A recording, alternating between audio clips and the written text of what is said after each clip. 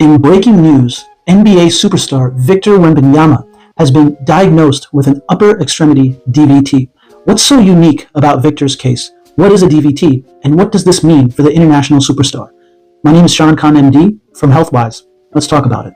There are a few things that really stand out about Victor Wembanyama's case, but before that, let me define a DVT. So, a deep venous thrombosis. This is essentially a blood clot that forms in the deep veins, most commonly of the lower extremity. In the world of pathophysiology, there's something known as Virchow's triad, which describes environments that make a DVT more likely. The triad is as follows. Number one, blood stasis. This can come in the form of a prolonged immobility after a surgery. This can come in the form of a transatlantic flight, or in this case, a long trip. It was reported that this DVT was discovered after a long team trip. Remember, these athletes drive and most likely fly long distances regularly. Number two, as part of Virchow's triad, is hypercoagulability. This can be caused by genetic blood disorders that are inborn. And third is endothelial trauma. This could come in the form of surgery. This could come in the form of just direct trauma. Even severe hypertension can cause this. What makes Victor's case so unique? Well, first of all, he's incredibly young and presumably in great shape. But the other thing is that this is an upper extremity DVT. Anywhere from 5 to 10% of DVTs actually occur in the upper extremities, making this a truly unique case. There's something that points to what might be going on. It's known as Paget-Schroeder syndrome. What is this? The proposed mechanism is vascular compression in between the first cervical rib and the collarbone.